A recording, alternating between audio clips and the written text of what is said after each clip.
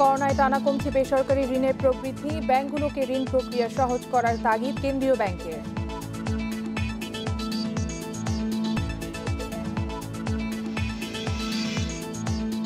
Chittagong stock এক্সচেঞ্জে SME প্ল্যাটফর্মে নিয়লকো লেনদেন শুরু, বাজারে গতি বাড়ার আশা।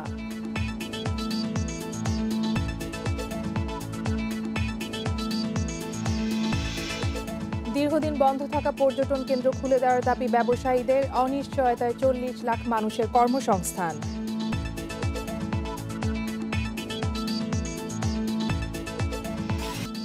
আমন্ত্রণ অর্থনীতি সারাদিনে আপনাদের সঙ্গে আছেন গপ্তিয়া মুমতাহানা। শুনছিলেন শিরোনাম, এবারে জানাবো বিস্তারিত। ফেব্রুয়ারির পর থেকে টানা নেতিবাচক অবস্থানে বেসরকারি খাতের ঋণ প্রবৃদ্ধি। এপ্রিলে প্রবৃদ্ধি হয়েছে মাত্র 8.5%।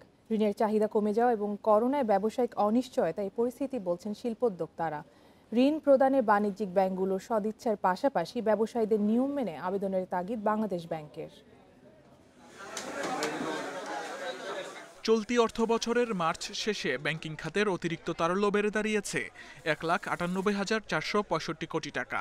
অতিরিক্ত তারল্য থাকা সত্ত্বেও বেসরকারি খাতে ঋণ প্রবৃদ্ধি কমছে। চলতি বছরের জানুয়ারিতে ঋণ প্রবৃদ্ধি ছিল 8.32%। ফেব্রুয়ারিতে তা কিছুটা বেড়ে হয় 8.93%। এরপর মার্চ এবং এপ্রিল 2 মাসেই নেতিবাচক প্রবৃদ্ধি, যেখানে গত বছরের সেপ্টেম্বরে এর প্রবৃদ্ধি ছিল 9.5%। অর্থনীতি পুনরুদ্ধার এবং কাঙ্ক্ষিত প্রবৃদ্ধি অর্জনের জন্য প্রয়োজন নতুন বিনিয়োগ। ব্যবসায়ীরা বলছেন, চলমান করোনা পরিস্থিতির কারণে নানা সমস্যার সম্মুখীন হচ্ছেন তারা। এছাড়া ক্ষুদ্র ব্যবসায়ীদের ঋণ দেওয়ার ক্ষেত্রে ব্যাংকগুলোর অনীহা রয়েছে বলেও অভিযোগ তাদের। বড় বা মাঝারি ঋণ প্রদানের চাইতে ক্ষুদ্র এবং অতি ক্ষুদ্র ঋণ প্রদানের ক্ষেত্রে ব্যাংকগুলো বরাবরই একটা অনীহা প্রদর্শন করে থাকে। এবং আপনি যদি ক্ষুদ্র বা অতি ক্ষুদ্র ঋণ খেলাপি হওয়ার ইতিহাস দেখেন, এটা কিন্তু খুবই সন্তোষজনক, এটা কিন্তু খুবই কম। তবে ছোট ঋণের ব্যবস্থাপনা আপনার খরচটা বেশি হয়। বাংলাদেশ ব্যাংকও বলছে, ব্যাংকগুলো নতুন শিল্প প্রতিষ্ঠানে বিনিয়োগের বিষয়ে সতর্কতা অবলম্বন করছে। এর প্রভাবেই নতুন বিনিয়োগ কমে যাচ্ছে। বিনিয়োগ বাড়াতে ব্যাংকগুলোকে ঋণদান প্রক্রিয়া সহজ করার পরামর্শ কেন্দ্রীয় ব্যাংকের। তাদের কোনো দ্বিধাবোধ করার কথা না। পাশাপাশি দেখা যায় গভর্নমেন্ট যে সমস্ত প্যাকেজ থ্রো করেছে সেটাও তারা দিয়ে দেবে। এখানে গভর্নমেন্টের কিছু রিফাইন্যান্স আছে, বাংলাদেশ ব্যাংকের রিফাইন্যান্স আছে। এগুলো ফুলফিল করার মধ্যে ব্যাংকের হাতে যথেষ্ট টাকা আছে। এখন একটা প্রশ্ন আছে, ব্যাংকের হাতে টাকা আছে কিন্তু লোন দেওয়ার জন্য কিছু কিছু ক্রাইটেরিয়া আছে, যেগুলো মিনিমাম রিকোয়ারমেন্টগুলো ফুলফিল করতে হবে। বাংলাদেশ ব্যাংকের তথ্য মতে অর্থ বছরের দ্বিতীয়ার্ধে বাংলাদেশ ব্যাংকের মুদ্রানীতিতে বেসরকারি ঋণের লক্ষ্যমাত্রা ধরা হয়েছিল 14.8%। যদিও ধারাবাহিকভাবে লক্ষ্যমাত্রার চেয়ে অনেক কম প্রবৃদ্ধি হয়েছে এ খাতে। Shamim Ahmed, independent News, Dhaka. স্বল্প মূলধনী প্রতিষ্ঠানগুলোকে আকৃষ্ট করতে দেশের শেয়ার বাজারে প্রথমবারের মতো যাত্রা শুরু করলো এসএমই প্ল্যাটফর্ম। সকালে চট্টগ্রাম স্টক এক্সচেঞ্জে নিয়ালকো অ্যালোয়েসের শেয়ার লেনদেন শুরু হয়। এই প্ল্যাটফর্ম চালু হওয়ায় বাজারে গতি আসার পাশাপাশি ক্ষুদ্র ও মাঝারি উদ্যোক্তারা পুঁজির সংকট মেটানোর সুযোগ পাবেন বলে আশা সংশ্লিষ্টদের। ক্ষুদ্র ও মাঝারি শিল্প প্রতিষ্ঠানকে তালিকাভুক্তির জন্য দেশের শেয়ার বাজারে 2 বছর আগে এসএমই প্ল্যাটফর্ম চালু করা হলেও নানা কারণে শুরু করা যায়নি লেনদেন। বৃহস্পতিবার চট্টগ্রাম স্টক এক্সচেঞ্জে এই প্ল্যাটফর্মে প্রথমবারের মতো লেনদেন শুরু করে চট্টগ্রাম ভিত্তিক প্রতিষ্ঠান নিয়ালকো অ্যালোয়েস। প্রথম দিনে লেনদেন শুরু হয় 11 টাকায়। এসএমই প্ল্যাটফর্মে লেনদেন চালু হওয়াকে পুঁজিবাজারের জন্য একটি গুরুত্বপূর্ণ মাইলফলক হিসেবে দেখছে চট্টগ্রাম স্টক এক্সচেঞ্জ কর্তৃপক্ষ। বাংলাদেশে যে সমস্ত এসএমই কোম্পানি ট্র্যাডিশনাল ব্যাংক ফাইন্যান্সিংয়ের জন্য তাদের অনেক বেগ পেতে হয়, অনেক ক্ষেত্রে অনেক কন্ডিশনালিটি অ্যাটাচ করা হয় কিংবা ফাইন্যান্সিংটা যথাসময়ে পাওয়া যায় না, এই এক্সাম্পলের মাধ্যমে তারা আগ্রহী হবে পুঁজিবাজারে লিস্টেড হতে। এসএমই প্ল্যাটফর্মে প্রাতিষ্ঠানিক বিনিয়োগকারীদের পাশাপাশি বাজারে যেসব ব্যক্তির অন্তত কোটি টাকা বিনিয়োগ রয়েছে কেবল তারাই লেনদেন করতে পারবেন। তালিকাভুক্ত কোম্পানিগুলোর পরিশোধিত মূলধন 30 কোটি টাকায় উন্নীত হলে এসএমই প্ল্যাটফর্ম থেকে মূল বাজারে স্থানান্তরিত হতে পারবে। বিশেষ সুবিধার জন্য আমরা সরকারের প্রতি আবেদন জানিয়েছি যেন এখানে কর হারটা একটু যেন রিজনেবল করা হয়। প্রথম 10টা কোম্পানিকে বিশেষ সুবিধা দেবে, যে আমাদের যে লিস্টিং ফি আছে সেটা মওকুফ করা হয়েছে। গত 1 জুন কোম্পানিটির শেয়ার বিনিয়োগকারীদের হিসাবে জমা হয়েছে। প্রতিটি 10 টাকা মূল্যের 75 লাখ শেয়ার ছেড়ে বাজার থেকে 7.5 কোটি টাকা উত্তোলন করেছে শতভাগ রপ্তানিমুখী এ প্রতিষ্ঠান। এটা যদি স্বচ্ছ থাকে, কোম্পানি যদি স্বচ্ছ থাকে, স্বল্প খরচে পুঁজি সংগ্রহের জন্য এর চেয়ে ভালো প্ল্যাটফর্ম আর নেই। এটাই একটা বড় সুবিধা। ব্রোঞ্জ, পিতল সহ নানা ধরনের পণ্য উৎপাদন করে নেয়ালকো অ্যালয়েস। শেয়ার বাজার থেকে উত্তোলিত অর্থ দিয়ে কোম্পানিটি ভূমি উন্নয়ন, যন্ত্রপাতি ক্রয় এবং আইপিও খরচ খাতে ব্যয় করবে। Iftekhar Faisal, independent news, Chittagong. এবারে শেয়ার বাজারের খবর। মূল্যসূচকের উত্থানের মধ্য দিয়ে সপ্তাহ শেষ করল ঢাকা স্টক এক্সচেঞ্জ। এই সময় ডিএসইতে টাকার অঙ্কে লেনদেন সামান্য কমেছে। অন্যদিকে চট্টগ্রাম স্টক এক্সচেঞ্জের সূচক ও লেনদেন দুটোই বেড়েছে। বৃহস্পতিবার ঢাকা স্টক এক্সচেঞ্জের লেনদেন শেষে ডিএসইএক্স সূচক বেড়েছে 11.59 পয়েন্ট। দিন শেষে সূচকটির অবস্থান 6066 পয়েন্টে। সূচক বাড়লেও কিছুটা কমেছে লেনদেনের পরিমাণ। ডিএসইতে মোট লেনদেন হয়েছে 2669 কোটি টাকার, যা আগের কার্যদিবস থেকে 31 কোটি 29 লাখ টাকা কম। হাত বদলে অংশ নেয়া 367টি কোম্পানি ও মিউচুয়াল ফান্ডের মধ্যে আজ দর বেড়েছে 209টির, কমেছে 149টির এবং অপরিবর্তিত 9 প্রতিষ্ঠানের শেয়ার দর। লেনদেনের শীর্ষে থাকা প্রতিষ্ঠানের তালিকায় প্রথম অবস্থান ধরে রেখেছে বেক্সিমকো লিমিটেড, দ্বিতীয় লঙ্কা বাংলা ফাইন্যান্স এবং তৃতীয় পায়োনিয়ার ইন্স্যুরেন্স। শতাংশের দিক থেকে দর বৃদ্ধির তালিকায় প্রথম অবস্থানে রয়েছে জাহিন স্পিনিং, দ্বিতীয় ইন্ডেক্স এগ্রো এবং তৃতীয় মীর আক্তার। চট্টগ্রাম স্টক এক্সচেঞ্জে সার্বিক সূচক বেড়েছে 69.79 পয়েন্ট। লেনদেন হয়েছে 114 কোটি 64 লাখ টাকার share. Shamim Ahmed, independent News, Dhaka. দেশের গুরুত্বপূর্ণ তথ্যের যোগানদাতা হিসেবে পরিসংখ্যান ব্যুরোর আরও বিশুদ্ধতা দরকার বলে জানিয়েছেন পরিকল্পনা মন্ত্রী এম এ মান্নান। পাশাপাশি প্রশিক্ষণ দিয়ে কর্মকর্তাদের দক্ষতা বাড়ানো প্রয়োজন বলে মনে করেন তিনি। বৃহস্পতিবার আগারগাঁওয়ে পরিসংখ্যান ভবনে বিবিএস গ্লসারি নামের এক বই প্রকাশ অনুষ্ঠানে এসব কথা বলেন পরিকল্পনা মন্ত্রী। অনুষ্ঠানে তিনি বলেন, দেশের দীর্ঘমেয়াদী পরিকল্পনা প্রণয়নের জন্য সরকার পরিসংখ্যান ব্যুরোর উপর নির্ভরশীল। তাই তথ্য সংগ্রহ ও সরবরাহের ক্ষেত্রে বিবিএসকে আরও দক্ষ এবং সঠিক হওয়ার তাগিদ দেন তিনি। পরিকল্পনা মন্ত্রী বলেন, বর্তমানে 99% ক্ষেত্রে সরকারি তথ্য প্রকাশে কোনো বাধা নেই।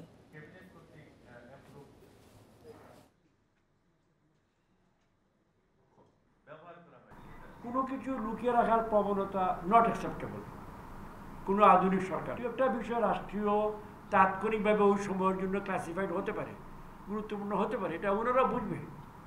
নিরাপত্তা বিষয়ক হতে পারে, এটা আমরা বলতে পারছি না, চাইলেও বলতে পারছি না, এটা সম্মান করতে হবে। আর বাকি 99% কেসে লুকাবার কিছু নাই। করোনায় দীর্ঘদিন বন্ধ থাকা পর্যটন কেন্দ্র খুলে দেওয়ার দাবি জানিয়েছে tour operator association of Bangladesh, টোয়াব। আগামী ডিসেম্বর পর্যন্ত লকডাউন বা বিধিনিষেধ থাকলে এই খাতে প্রায় 9,000 কোটি টাকা ক্ষতির আশঙ্কা তাদের। বৃহস্পতিবার জাতীয় প্রেস ক্লাবে এক সংবাদ সম্মেলনে পর্যটন ব্যবসায়ীরা জানান, দীর্ঘদিন ব্যবসা না থাকায় 40 লাখ মানুষের কর্মসংস্থান অনিশ্চয়তায় পড়েছে। করোনা মহামারীতে সবচেয়ে বেশি ক্ষতিগ্রস্ত খাতগুলোর মধ্যে অন্যতম পর্যটন খাত। দেশে করোনার প্রভাব বেড়ে যাওয়ায় গত মার্চ মাস থেকে দ্বিতীয় দফায় বন্ধ রয়েছে কক্সবাজার, সেন্ট মার্টিন, কুয়াকাটা, সুন্দরবন সহ দেশের সকল পর্যটন কেন্দ্র। দীর্ঘদিন ব্যবসা না থাকায় 9,000 কোটি টাকার বেশি লোকসান হয়েছে বলে দাবি এ খাতের ব্যবসায়ীদের। ব্যবসা বন্ধ থাকায় অনিশ্চয়তায় পড়েছে এ খাতের সাথে জড়িত 40 লাখ মানুষের কর্মসংস্থান। জীবিকার তাগিদে এই মুহূর্তে পর্যটন কেন্দ্রগুলো খুলে দেওয়ার দাবি তাদের। লকডাউনের কারণে আমাদের মূল যে আকর্ষণ সমুদ্রের যে বীজ বন্ধ রাখার কারণে, পর্যটক প্রবেশ নিষেধাজ্ঞা থাকার কারণে আজকে সবকিছু একেবারে স্থবির হয়ে রয়েছে। পর্যটন রিলেটেড যত ব্যবসায়ী আছে কুয়াকাটায়, সবার পক্ষ থেকে আবেদন জানাচ্ছি যে অচিরেই যাতে এসওপি মেনে, স্বাস্থ্যবিধি মেনে যাতে পর্যটন খুলে দেওয়া হয়। করোনা মোকাবেলায় পর্যটন খাতের জন্য বাজেটে সুনির্দিষ্ট কোনো প্রস্তাবনা না থাকায় শিল্পটিকে টিকিয়ে রাখাই চ্যালেঞ্জ বলে মনে করছেন ব্যবসায়ী নেতারা। যে টাকাটুকু বরাদ্দ হয় সম্পূর্ণ চলে যায় বিমান, এভিয়েশন, অন্যান্য সিভিলিয়েশনের অন্যান্য অর্গানাইজেশনগুলোতে। ট্যুরিজম শিল্প খুব কম থাকে। আমরা আমাদের বাজেটে আরো এই যে সাপ্লিমেন্ট বাজেটে আমরা চাচ্ছি যে পর্যটন শিল্পের উপর বরাদ্দ। করোনার লোকসান কাটাতে পর্যটন খাতের জন্য বাজেটে বরাদ্দ বাড়ানোর পাশাপাশি আলাদা মন্ত্রণালয়েরও দাবি জানান ট্যুর অপারেটররা। Sohel Rana, Independent News, Dhaka. 59 বছরের মধ্যে প্রথম লোকসান গুনল দেশের শীর্ষ জুতা প্রস্তুতকারী কোম্পানি বাটা। কর্তৃপক্ষ বলছে করোনার কারণে ব্যবসা বাণিজ্য বন্ধ থাকায় 132 কোটি টাকার লোকসান হয়েছে। যদিও কোম্পানির তথ্য বিশ্লেষণ করে দেখা গেছে 2018 সাল থেকে মুনাফা কমছে বাটার। জুতার মান নিয়েও ক্রেতাদের অভিযোগ দীর্ঘ হচ্ছে। 1962 সাল থেকে মানুষের পায়ের সবচেয়ে জনপ্রিয় পাদুকা বাটা। এখনো বহু মানুষের কাছে স্যান্ডেল, কেডস কিংবা শুর ব্র্যান্ড মানেই এই নাম। নতুন করে আলোচনায় সেই বাটা। ঢাকা স্টক এক্সচেঞ্জে দেয়া তথ্যে জানা যায় গত বছর লোকসান গুনেছে এই প্রতিষ্ঠান। আমাদের আয় কমে যাওয়ার প্রধান কারণ অবশ্যই কোভিড। আপনি জানেন রিটেলারদের জন্য ঈদ অনেক বড় একটা ইভেন্ট, যা থেকে আমাদের বছরের অনেকটুকু রেভিনিউ আসে। কিন্তু টানা 2টা ঈদই কোভিড রেস্ট্রিকশনের কারণে আমাদের জন্য অনেক চ্যালেঞ্জিং ছিল। লোকসানের খবর ভালোভাবে নেননি ক্রেতারা। সামাজিক মাধ্যমে বাটার মান, ডিজাইন ও দাম নিয়ে বিস্তর প্রশ্ন তুলেছেন তারা। ক্রেতাদের অভিযোগ, ছোট কারখানা থেকে আউটসোর্সিং করে নিম্নমানের পণ্য দিচ্ছে কোম্পানিটি। যদিও ক্রেতাদের একটি অংশ বলছে দামি পণ্যে ডিজাইন ও মানে সন্তুষ্ট তারা। যতগুলো ইউজ করেছি সবই ভালো ছিল আমার কাছে, তবে এটা ঠিক যে অনেক জুতো টাইট হলে ফসকা পড়ে যায়, এটা আমার ক্ষেত্রেও হয়েছে। অন্যান্য ব্র্যান্ডের সাথে তুলনা করা যায় না। ডিজাইনটির দিক দিয়ে কম, বাট হচ্ছে কোয়ালিটি ঠিক আছে, কোয়ালিটি প্রাইস এটা ঠিক আছে। বাংলাদেশের ক্রেতার সামর্থ্য ও চাহিদা অনুযায়ী বাটা কতটা ভালো করছে তা নিয়েও প্রশ্ন উঠেছে। কোম্পানির গত 10 বছরের তথ্য বিশ্লেষণ করে দেখা গেছে 2011 থেকে 17 পর্যন্ত ধারাবাহিকভাবে বাড়ে মুনাফা, এরপরই কমতে থাকে। পাশাপাশি দেশের জুতার বাজার যে হারে বাড়ছে, বাটার উৎপাদন একইভাবে বাড়েনি। ক্রেতাদের অভিযোগ চোখ এড়ায় না কর্তৃপক্ষের। তারা জানান উচ্চমূল্যের পণ্যের ডিজাইনে দ্রুত পরিবর্তন আনার চেষ্টা করছেন। পাশাপাশি হাসপাপিস, নাইকি, এডিডাস সহ আন্তর্জাতিক নানা ব্র্যান্ডের জুতা বিক্রি করছেন তারা। আমরা যে ধরনের প্রোডাকশন মডেলে ছিলাম, তো ওখান থেকে আমরা এখন অনেক বেশি কনজিউমার ড্রিভেন। এখন আমাদের ঈদের কালেকশন থাকে, কিন্তু ইন অ্যাডিশন টু ঈদ ছাড়াও আমাদের আরও অনেক ধরনের কালেকশন আমরা লঞ্চ হয়। কর্মকর্তারা জানান চলতি বছরের শুরুর লকডাউনের কারণেও মুনাফা কমার শঙ্কা রয়েছে। নতুন করে লকডাউন না এলে লোকসান থেকে বেরিয়ে আসবে বাটা। Ruhul Amin, independent News, Dhaka. Jewellery শিল্প রক্ষায় অলংকার বিক্রয় মূল্যের ভ্যাট হার ও কাঁচামাল আমদানিতে শুল্ক কমানো সহ 3 দফা দাবি জানিয়েছে বাংলাদেশ জুয়েলার্স সমিতি বাজুস। বুধবার এসব দাবি জানিয়ে অর্থমন্ত্রীকে এক চিঠি দিয়েছে সংগঠনটি। এতে বলা হয় বর্তমানে গ্রাহক পর্যায়ে ভ্যাট 5%, তাই এই খাত থেকে যথাযথ রাজস্ব আদায়ের জন্য মোট 1.5% ভ্যাট বা শুধুমাত্র গহনার মজুরির উপর 15% ভ্যাট আরোপের দাবি জানিয়েছে বাজুস। জুয়েলারি তৈরির কাঁচামাল বা স্বর্ণ বার আমদানি পর্যায়ে ভরি প্রতি 2000 টাকা কাস্টমস ডিউটিকে 1000 টাকা করার কথা বলা হয় দ্বিতীয় দাবিতে। এছাড়াও স্বর্ণবারের উপর রেয়াত সুবিধা প্রদানের দাবি জানিয়েছে বাজুস।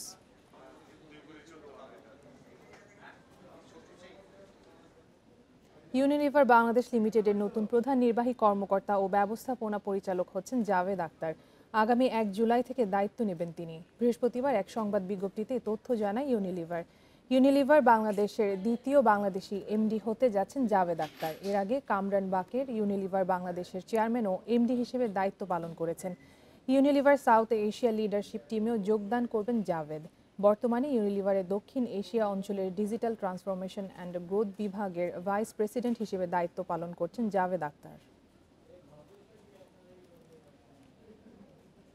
রাজস্ব আদায় হয়রানি নয়, বরং সহযোগিতা সবচেয়ে জরুরি বলে মনে করে ব্যবসায়ী সংগঠন Bangladesh chamber of industry BCI.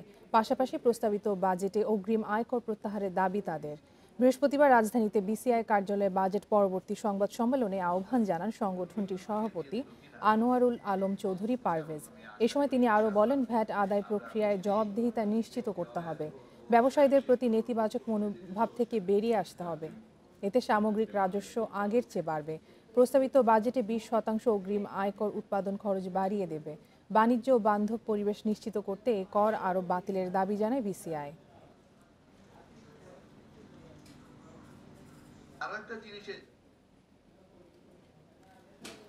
কোরবানির ঈদকে সামনে রেখে নিরাপদে ঘরে বসে পশু কেনার সুযোগ থাকছে ইভ্যালি গরুর হাটে। এবারে ইভ্যালি ভার্চুয়াল হাটে থাকছে আলমগীর র্যাঞ্চের গরু। এ লক্ষ্যে ৮ জুন ইভ্যালি এবং আলমগীর র্যাঞ্চের মধ্যে এক সমঝোতা চুক্তি হয়। এক সংবাদ বিজ্ঞপ্তিতে জানানো হয়, ইভ্যালি থেকে আলমগীর র্যাঞ্চের গরু কিনলে গ্রাহকের কাছে নির্দিষ্ট সময় তা পৌঁছে দিবে ইভ্যালি কর্তৃপক্ষ। ইভ্যালি গরুর হাট থেকে এখনই গরু কিনলে কোরবানির আগ পর্যন্ত যাবতীয় লালন পালনের দায়িত্ব আলমগীর র্যাঞ্চের। এর কোনো খরচ গ্রাহককে বহন করতে হবে না। এই সময়ের মধ্যে গরুর ওজন বেড়ে গেলেও গ্রাহককে বাড়তি কোনো দাম দিতে হবে না।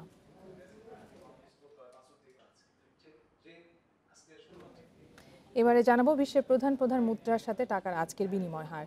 অপরিবর্তিত যুক্তরাষ্ট্রের ডলারের দর বিনিময় হয়েছে 84 টাকা 90 পয়সায়।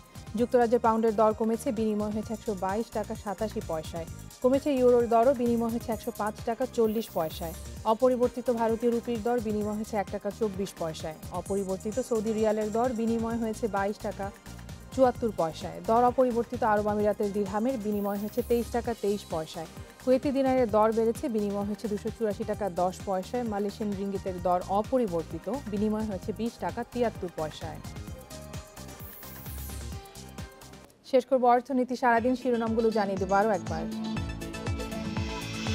করোনায় টানা কমছে বেসরকারি ঋণের প্রবৃদ্ধি, ব্যাংকগুলোকে ঋণ প্রক্রিয়া সহজ করার তাগিদ কেন্দ্রীয় ব্যাংকের। চট্টগ্রাম স্টক এক্সচেঞ্জে এসএমই প্ল্যাটফর্মে নিয়ালকো লেনদেন শুরু, বাজারে গতি বাড়ার আশা।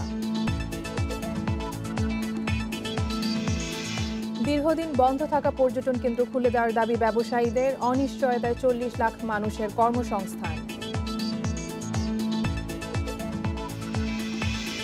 এই ছিল আজকের অর্থনীতি সারাদিনে। ইন্ডিপেন্ডেন্ট টেলিভিশনের সব খবর আরও জানতে চোখ রাখুন ফেসবুক, ইউটিউব এবং টুইটারে। আমন্ত্রণ আমাদের পরের আয়োজনে।